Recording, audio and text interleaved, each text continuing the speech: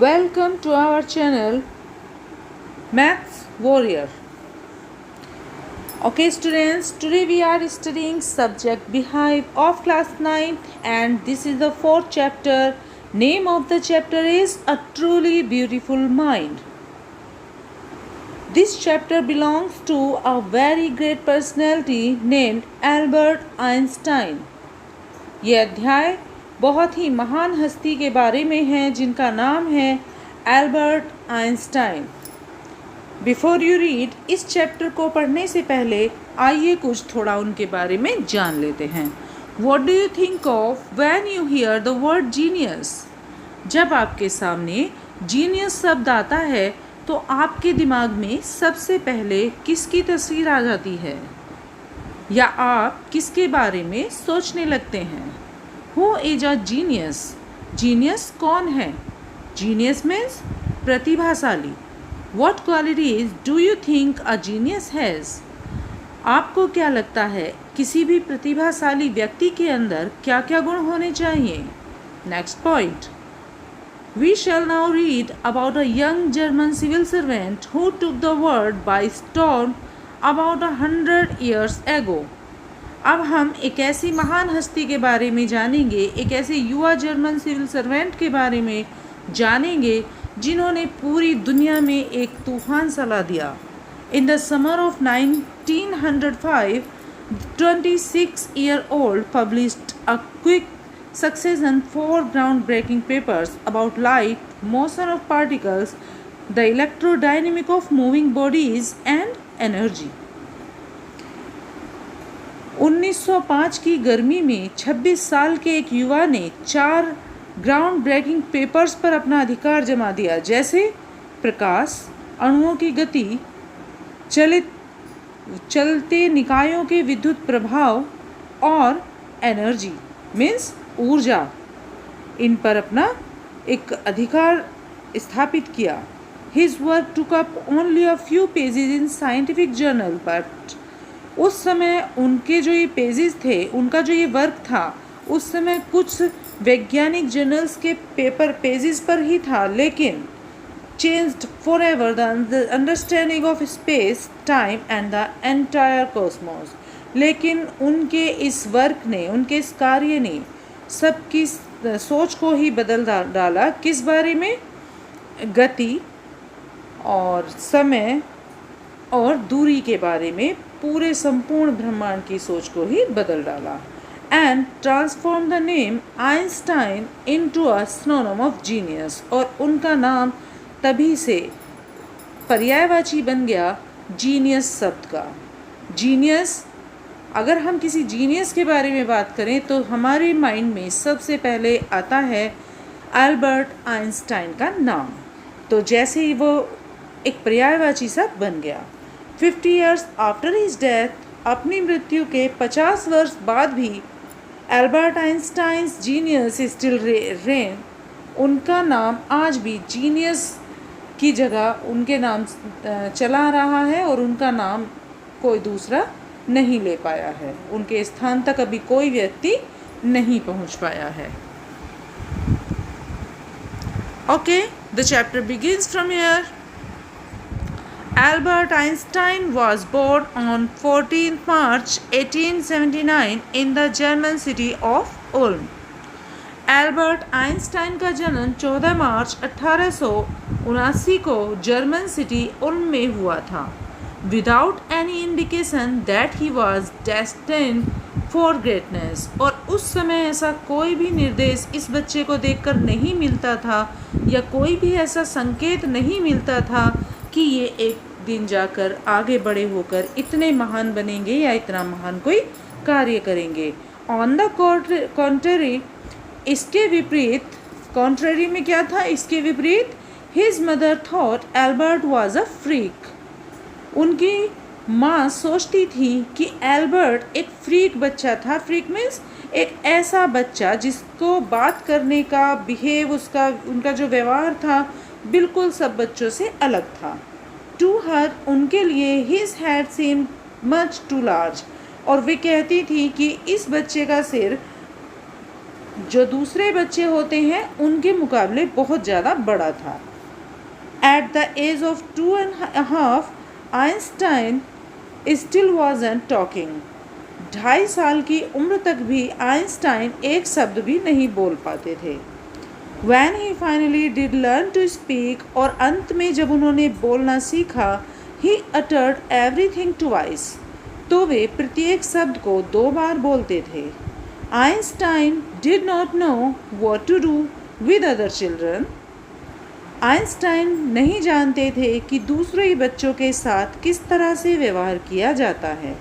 And his playmates called him bother boring, और उनके जो साथी थे वे उसको बोरिंग ब्रदर कहकर बुलाते थे या ब्रदर बोरिंग कहकर बुलाते थे। So the youngster played by himself, इसलिए वह बच्चा हमेशा अकेला ही खेला करता था। आइए थोड़ा देख लेते हैं नीचे भी। Auto Newberg, the historian of ancient mathematics, told a story about a boy Einstein that he characterizes a legend. Auto Newberg एक इतिहासकार जो कि प्राचीन गणितज्ञ भी थे, उन्होंने उनके बारे में एक कहानी बताई। किसके बारे में? आइंस्टाइन के बारे में। उन्होंने कहा as he was a late talker, जैसे कि उन्होंने देर से बोलना शुरू किया था। हिज पेरेंट्स वर वरीड, तो उनके माता पिता को हमेशा चिंता रहती थी।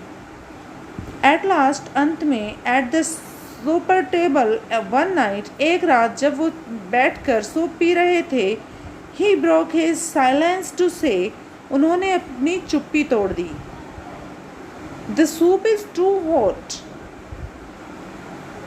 ग्रेटली रिलाइव्ड, उन्होंने कहा सूप बहुत ज़्यादा गर्म है। His parents asked why, he had never said a word before, उन्होंने बहुत ज़्यादा प्रसन्न हुए वो, और उन्होंने कहा कि आपने अब से पहले एक भी शब्द क्यों नहीं बोला, क्यों नहीं कहा। एल्बर्ट रिप्लाइड, तब एल्बर्ट ने उत्तर दिया, because up to now everything was in order, क्योंकि अब तक सब कुछ बिल्कुल सही था, इसलिए मैंने कोई शब्द नहीं कहा।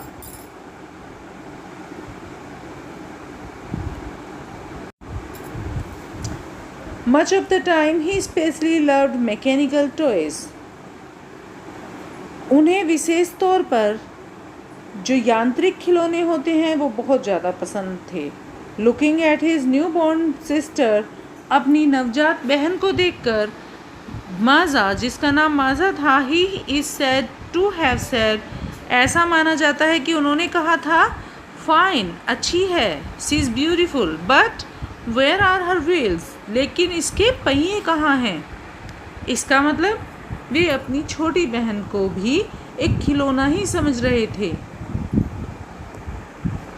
अ headmaster once told his father, एक बार हेडमास्टर ने उनके पिताजी से कहा था, that what Einstein chose a profession wouldn't matter, Einstein कोई भी प्रोफेशन चुने इससे कोई मतलब नहीं है, यह कोई मैटर नहीं रखता, because he will never make a success at anything, उन्होंने कहा था कि उन्हें किसी भी क्षेत्र में सफलता नहीं मिल सकती, वे चाहे कोई भी प्रोफेशन क्यों ना चुन लें। Einstein began learning to play violin at the age of 6, जब आइंस्टाइन 6 वर्ष के थे तो उन्होंने वायलिन बजाना सीखना शुरू किया। Because his mother wanted him to, क्योंकि ये उनकी मम्मी जी चाहती थी, उनकी माँ चाहती थी। He later became a gifted amateur violinist, mentioning this skill throughout his life, और बाद में उन्हें ये अपने आनंद के लिए इसको बजाने लगे और इन्होंने थ्रू आउट अपने जीवन भर इस अपने शौक को अपने साथ में रखा। But Albert Einstein was not a bad people, लेकिन एल्बर्ट आइंस्टाइन बुरे छात्र नहीं थे। He went to high school in Munich, वे म्यूनिक में हाई स्कूल करने गए। Where Einstein's family had moved where he was 15 months old, जहाँ पर उनका परिवार रहने लगा था जब वे 15 महीने के थे। And scored good marks in almost every subject, और उनके हर विषय में लगभग बहुत अच्छे नंबर आते थे।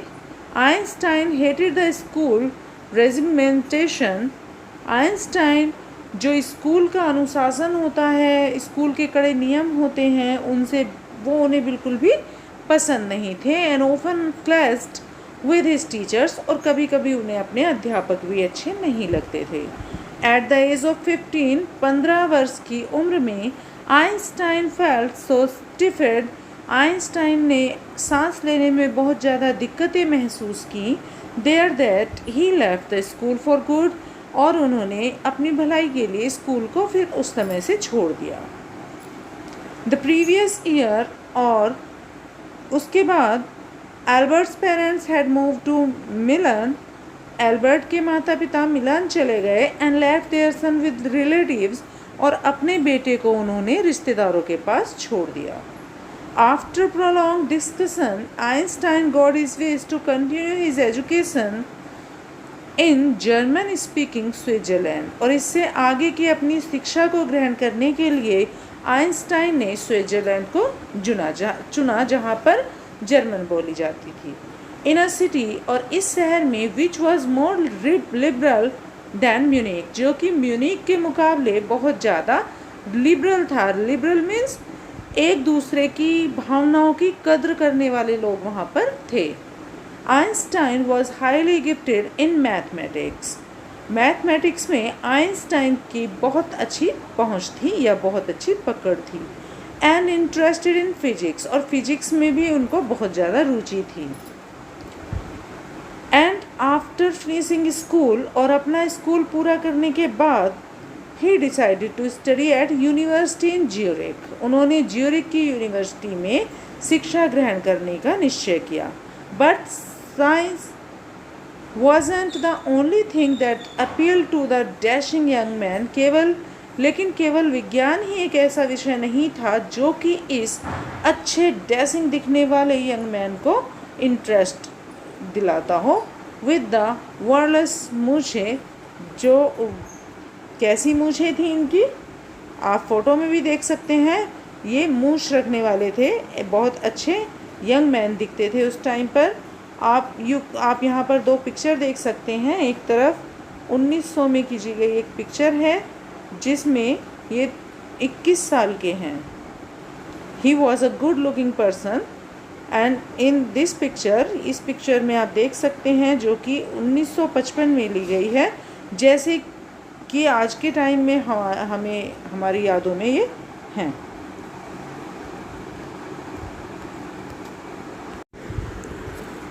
आइंस्टाइन देखने में भी काफ़ी अच्छे थे। He also felt a special interest in a fellow student. उनकी रुचि, विशेष रुचि थी एक फेलो स्टूडेंट में, एक अपने साथी छात्र में, मिलेवा मैरिक, जिसका नाम मिलेवा मैरिक था। whom he found to be a clever creature, जो कि उन्हें बहुत चतुर प्राणी नजर आती थी। This young Serb had to come to Switzerland because the university in Zurich was one of the few in Europe where women could get degree. और ये सर्ब से स्विट्ज़रलैंड आई थी क्योंकि ज्यूरिख में जो यूनिवर्सिटी थी वे कुछ यूनिवर्सिटी में से एक थी जो यूरोप में थी जहाँ पर स्त्रियाँ डिग्री प्राप्त कर सकती थीं। Einstein saw her in an ally against the Philistines. Einstein ने ये पाया कि उनकी आर्ट में और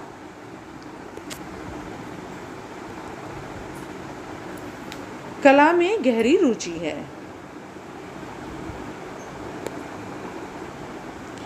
Those pupils in his family at that university with whom he was constantly at odds, और उन लोगों के साथ जो कि उनके परिवार के थे एट द यूनिवर्सिटी, और उस यूनिवर्सिटी में भी with whom was constantly at odds, उसके विचार काफ़ी मिलते थे। The couple fell in love, वे दोनों एक दूसरे को प्यार करने लगे। लेटर सर्वाइव्स, उनके आपस में एक दूसरे को लेटर भी देते थे। In which they put their affection into words, जिसमें वो शब्दों के जरिए अपने प्रेम को दर्शाते थे। Mixing science with the tenderness he wrote Einstein, और उनके जो पत्र, प्रेम पत्र थे, उनमें विज्ञान और उनके जो टेंडरनेस थी उनके बारे में भी बातें होती थी। एक बार आइंस्टाइन ने लिखा था, how happy and proud I shall be when we both have brought our work on relativity to victorious conclusion। उन्होंने लिखा था कि हम कितने खुश होंगे उस समय जब हमारे द्वारा किए गए जो हमारे ये प्रयास हैं ये सफलता को प्राप्त कर लेंगे और हमें सफलता मिल जाएगी। उस समय हम बहुत ही खुश और गर्वित एक दूसरे को महसूस करेंगे। तो उनके प्रेम पत्र में भी अधिकतर ऐसी ही बातें, साइंस से जुड़ी हुई बातें रहती थीं।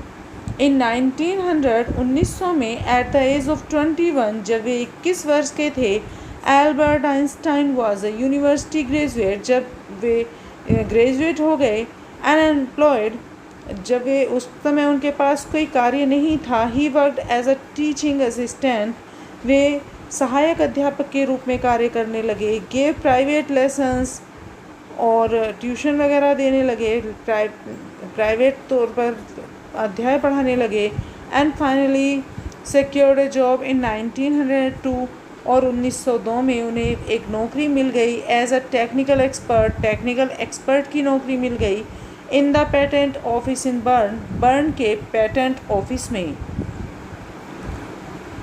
While he was suppose to be assessing other people's invention, और वहाँ पर दूसरे लोगों के द्वारा किए गए जो इन्वेंशन थे, आविष्कार थे, उनकी जांच पड़ताल करनी होती थी। Einstein was actually developing his own ideas in secret, रहस्यमयी तौर से आइंस्टाइन अपने जो आइडियाज़ थे, अपने जो विचार थे, उनका भी प्रयोग, उनको भी विकसित वो कर रहे थे। He is said to have jokingly called his desk drawer at work the bureau of theoretical physics, और ऐसा कहा जाता है कि उनके जो टेबल थी उसकी डेस्क में वो अपने ब्यूरो ऑफ थियोरेटिकल फिजिक्स यानी कि सैद्धांतिक जो थ्योरी थी उससे रिलेटेड सब पेपर्स उसमें रखते थे। One of the famous paper of 1905 was Einstein's special theory of relativity, और उन सब पेपर में से एक बहुत ही प्रसिद्ध पेपर जो था वो था 1905 का पेपर, जो आइंस्टाइन के विशेष थ्योरी सिद्धांत का था, theory of relativity according to which time and distance are not absolute, और जिसके द्वारा ये बताया गया था कि समय और दूरी साथ साथ नहीं चलते। इंडीड, वास्तव में two perfectly accurate clocks will not continue to show the same time। यदि दो घड़ियों को एक साथ एक समय सेट करके रख दिया जाए तब भी उनके समय में अंतर आ जाता है, वे भी एक साथ नहीं चल सकते। If they come together again after a journey, यदि एक यात्रा के बाद उनको फिर से एक साथ रख दिया जाए, if one of them has been moving very fast, यदि उनमें से एक तेज चल रही है, relative to the other, दूसरे के मुकाबले, तो उनके समय में क्या देखा जाएगा? समय में अंतर देखा जाएगा। From this followed the world's most famous formula, और इसके जरिए दुनिया का सबसे प्रसिद्ध फार्मूला सामने आया, विच डिस्क्राइब्स द रिलेशनशिप, जो कि वर्णन करता है एक रिलेशनशिप के बारे में, संबंध के बारे में, बिटवीन मास एंड एनर्जी, जो किसके बारे में है? मास एंड एनर्जी के बारे में। और फॉर्मूला क्या है? E is equal to mc square। In this mathematical equation, E stands for energy, E का मतलब है एनर्जी, M का मतलब है मास, C का मतलब है स्पीड। और इस एग्जाम्पल को उन्होंने प्रूव करने के लिए इस फॉर्मूले को प्रूव करने के लिए एक एग्जाम्पल भी दिया था। उन्होंने कहा था when you sit with a nice girl for 2 hours, जब आप 2 घंटे के लिए किसी खूबसूरत लड़की के साथ बैठते हैं, इट सीम्स लाइक 2 minutes, तो आपको ऐसा लगता है कि 2 घंटे मानो 2 मिनट के समान हैं। When you sit on a hot stove for 2 minutes, और लेकिन यदि आपको किसी स्टोव पर बिठा दिया जाए 2 मिनट के लिए, इट सीम्स लाइक 2 hours, तो ये आपको कैसा लगता है? 2 घंटे के समान। 2 मिनट भी आपको 2 घंटे के समान लगेंगी। दैट्स रिलेटिविटी, यही रिलेटिविटी है। एल्बर्ट आइंस्टाइन, ये खुद एल्बर्ट आइंस्टाइन ने कहा था या लिखा था। While Einstein was solving the most difficult problem in physics, जब आइंस्टाइन फिजिक्स की बहुत ज़्यादा कठिन जो प्रॉब्लम थी, समस्या थी, उसका समाधान कर रहे थे, his private life was unrevealing, तो उनकी जो पर्सनल लाइफ थी, उनका व्यक्तिगत जो जीवन था, उसमें भी वह जूझ रहे थे। Albert had wanted to marry Mileva right after finishing his studies. अपने अध्ययन के तुरंत बाद एल्बर्ट मिलेवा से शादी करना चाहते थे, but his mother was against it, लेकिन उनकी माँ इसके विरुद्ध थी। शी थॉट, वे सोचती थी, Mileva who was 3 years older than her son, जो कि उनके बेटे से 3 साल बड़ी थी, was too old for him, वह उन्हें लगता था कि वे उनसे ज़्यादा बड़ी है। 3 साल का गैप उन्हें ज़्यादा दिखाई देता था। She was also bothered by Mileva's intelligence, और वे मिलेवा की बुद्धि को भी देखकर हमेशा परेशान रहती थी कि वह भी उनके जैसी ही है। She is a book like you, और वो कहती थी कि वह भी, जैसे आप एक किताबों में व्यस्त रहते हो, एक किताब के समान हो, वह भी बिल्कुल she is book like you, वह भी आपके जैसे समान, पुस्तक के समान ही है। हिज मदर सेड, उनकी माँ ने कहा, Einstein put the wedding of, और उनकी माँ ने ऐसा कहा तो इस जब परिवार में ऐसा कुछ चल रहा था तो आइंस्टाइन ने अपनी शादी की बात को पीछे कर दिया, यानी कि पोस्टपोन कर दिया। The pair finally married in January 1903, इस जोड़े ने अंत में 1903 जनवरी में शादी कर ली। एंड हैड 2 sons, और इनके 2 बेटे हुए। But a few years later, लेकिन कुछ सालों बाद, द मैरिज फ्लैटर्ड, उनकी जो शादी थी उसमें थोड़ी सी समस्याएं पैदा होने लगी। Mileva meanwhile was losing her intellectual ambition, Mileva को लगने लगा कि वह अपनी जो इच्छाएं हैं, आकांक्षाएं हैं, उनको खोती जा रही हैं। एंड बिकमिंग अनहैप्पी हाउसवाइफ, और इस तरह के विचार उन्हें आने लगे कि तो उन्होंने अपने जो उनके जीवन में एक वो नाखुश रहने लगी, यानी दुखी रहने लगी। After years of constant fighting, लगातार झगड़े होने लगे। इस तरह से जब कई साल बीत गए, द कपल फाइनली डिवोर्स्ड इन 1919, तो 1919 में इस कपल ने अंत में डिवोर्स ले लिया। डिवोर्स मीन्स तलाक। Einstein married his cousin Eliza the same year, और उसी साल फिर आइंस्टाइन ने अपनी कज़न एलिजा से शादी कर ली। Einstein new personal chapter coincided with the rise to world fame, Einstein का जीवन का नया अध्याय यहाँ से शुरू हुआ। राइज टू वर्ल्ड फेम, और उन्हें विश्व प्रसिद्धि मिलने लगी। इन 1915 में he had published his general theory of relativity, उन्होंने अपनी जनरल थ्योरी ऑफ रिलेटिविटी को पब्लिश कर दिया, प्रकाशित कर दिया। Which proved a new interpretation of gravity,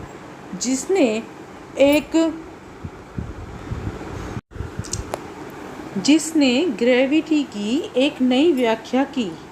N eclipse of the sun in 1919 brought proof that it was accurate, 1919 में होने वाले एक सूर्य ग्रहण ने इस बात को पूरी तरह से सिद्ध कर दिया। Einstein had correctly calculated in advance.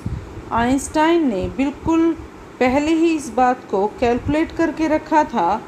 The extent to which the light from fixed star की स्थिर जो सितारे हैं, स्थिर जो तारे हैं, उनका जो प्रकाश है वुड बी डिफ्लेक्टेड, उस दिशा परिवर्तित हो जाती है उस प्रकाश की, through the sun's gravitational field, सूर्य के ग्रेविटेशनल फील्ड के द्वारा, जब वे वहाँ टकराती हैं। The newspapers proclaimed his work as a scientific revolution. अखबारों ने उसके कार्य को एक वैज्ञानिक क्रांति कहा। Einstein received the Nobel Prize for physics in 1921। 1921 में आइंस्टाइन को नोबेल प्राइज़ मिला फिजिक्स के क्षेत्र में। He was showered with honors and invitations from all over the world and lauded by the press. अब तो मानो उनके ऊपर सम्मान और इनविटेशन निमंत्रण की बौछार होने लगी पूरी दुनिया से, उनको सम्मान मिलने लगे। एंड लाउडेड बाय द प्रेस, और प्रेस जो न्यूज़पेपर की जो प्रेस होती हैं वहाँ पे उनके तो प्रशंसा बहुत ज़्यादा होने लगी, सभी प्रेस उनकी प्रशंसा करने लगी, हर न्यूज़पेपर में भी छाए रहते थे। When Nazis come to power in Germany in 1933, जब 1933 में जर्मनी में नाजीज पार्टी सत्ता में आई, Einstein emigrated to United State. तब आइंस्टाइन यूनाइटेड स्टेट में थे। 5 years later, 5 साल बाद, the discovery of nuclear fission in Berlin had American physics in uproar. 5 साल बाद न्यूक्लियर जो फिजन हुआ उसकी डिस्कवरी ने, जो कि बर्लिन में हुआ था, अमेरिकन फिजिसिस्ट को डरा दिया। Many of them had fled from fascism, और इस फेजिज्म के डर से, विस्फोट के डर से बहुत से वहाँ से भाग गए। जस्ट एज आइंस्टाइन हैड, जैसे कि आइंस्टाइन भी चले गए थे। And now they were afraid the Nazis could build up the use atomic bomb, और अब उन्हें इस बात का डर था कि कहीं नाजीज का जो पार्टी है वह कोई एटमिक बम ना बना ले।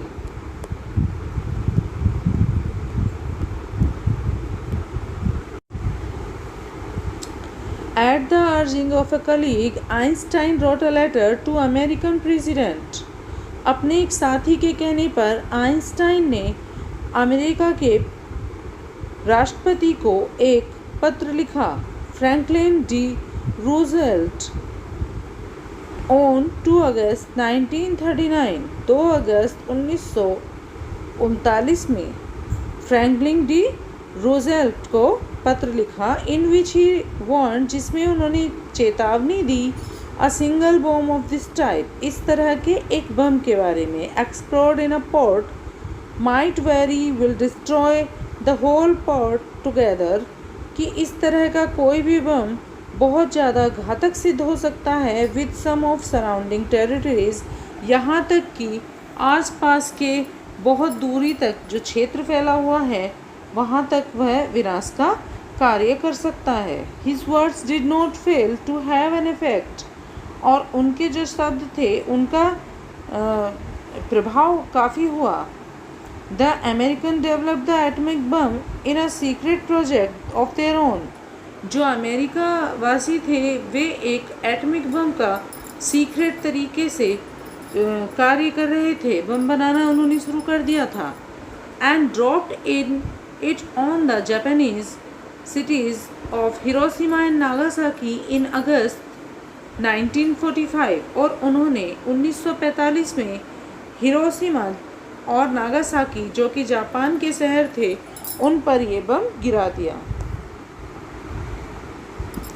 Einstein was deeply shaken by the extent of destruction. Einstein इस महान विनाश को देखकर बहुत ज़्यादा शॉक थे। या उन्हें बहुत ज़्यादा गहरा आघात पहुंचा। This time he wrote a public message to the United Nation. इस बार उन्होंने संयुक्त राष्ट्र को एक पत्र लिखा, बहुत बड़ा एक पत्र लिखा। In it he propose the formation of a world government. और इस पत्र में उन्होंने आग्रह किया कि एक विश्व की एक सरकार होनी चाहिए। Unlike the letter to Roosevelt, और रूजवेल्ट के को लिखे गए पत्र की तरह ही this one made no impact, इसका भी कोई प्रभाव नहीं पड़ा। But over the next decade, लेकिन आने वाले दशक में Einstein got ever more involved in politics. Einstein राजनीति से काफ़ी हद तक जुड़ने लगे। Agitating for an end the arms build up and using his popularity to campaign for peace and democracy। उनका सबसे पहले उनके मन में ये बात रहती थी कि पूरे विश्व में शांति और लोकतंत्र की भावना फैला दी जाए। चारों तरफ शांति ही शांति स्थापित करना उनका मुख्य उद्देश्य रहता था, और जिस बात को लेकर उन्होंने प्रसिद्धि भी हासिल की। When Einstein died in 1955, और जब आइंस्टाइन 1955 में मृत्यु को प्राप्त हुए एट द एज ऑफ 76, तब उनकी उम्र 76 वर्ष की थी। He was celebrated as a visionary and world citizen। तब उन्हें एक दूरदृष्टि, जो व्यक्ति होते हैं जिनकी दूर की सोच रहती है, सबके बारे में सोचते हैं, विश्व बंधुत्व की भावना जिस व्यक्ति के अंदर होती है, ऐसे विजनरी की तरह उनको देखा गया। एंड वर्ल्ड सिटीज़न, और विश्व का नागरिक उनको की तरह उनको सम्मान मिला। As much as scientific genius, और वे एक वैज्ञानिक प्रतिभा से कहीं बढ़कर कुछ और भी थे। उनके मन में विश्व प्रेम की भावना भरी हुई थी, विश्व बंधुत्व की भावना से वे ओतप्रोत थे।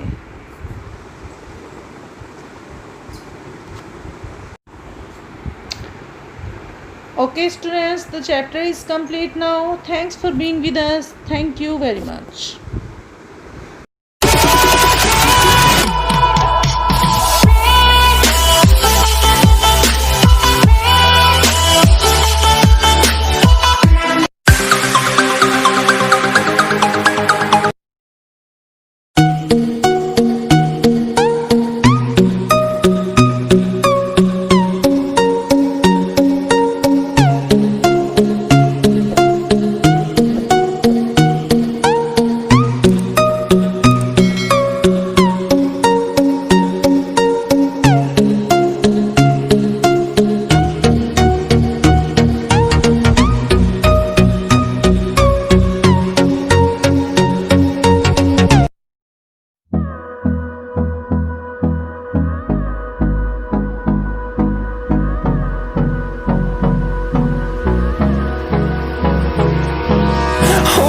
Close till I get up.